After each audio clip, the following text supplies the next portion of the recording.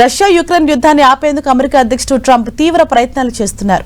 ఈ క్రమంలోనే Russia president Putin తో ఫోన్లో మాట్లాడిన ట్రంప్ తాజాగా యుక్రెయిన్ అధ్యక్షుడు జెలెన్స్కీతోనూ ఫోన్లో మాట్లాడారు. సుమారు గంట సేపు కాల్పుల విరమణ సహా వివిధ అంశాలపై చర్చించారు. శాంతి ఒప్పందంపై జెలెన్స్కీతో చర్చించారని ఫోన్ సంభాషణ అనంతరం ట్రంప్ వెల్లడించారు. శాంతి ఒప్పందంపై రష్యా యుక్రెయిన్ అభ్యర్థనను విన్నామని తెలిపిన ట్రంప్ వారి విజ్ఞప్తులు అవసరాల కారణంగా ఇరు దేశాలను సమన్వయం చేయడానికి ప్రయత్నిస్తానని చెప్పారు. వారి డిమాండ్లపై ఏకాభిప్రాయం తీసుకురావటమే లక్ష్యమన్నారు. యుద్ధాన్ని ముగించడంపై తాము సరైన దిశలోనే పయనిస్తున్నామని తెలిపిన ట్రంప్ ఈ సంభాషణ వివరాలను వెల్లడించాలని యుఎస్ విదేశాంగ కార్యదర్శి మార్క్ రూబియో, భద్రతా సలహాదారు మైక్ వాల్ట్ను ఆదేశిస్తానని సోషల్ మీడియా ప్లాట్ఫామ్ ట్రూత్ సోషల్లో పోస్ట్ చేశారు. ముందుగా పుతిన్తో ట్రంప్ చర్చించగా పుతిన్ నుంచి సరైన సమాధానం రాలేదు. కేవలం తాత్కాలికంగా ఆపడానికి మాత్రమే ఒప్పుకున్న పుతిన్ 30 రోజుల కాల్పుల విరమణ ఒప్పందానికి మాత్రం ముందడుగు వేయలేదు. దీనికి శాశ్వత పరిష్కారం కావాలని రష్యా అంటోంది.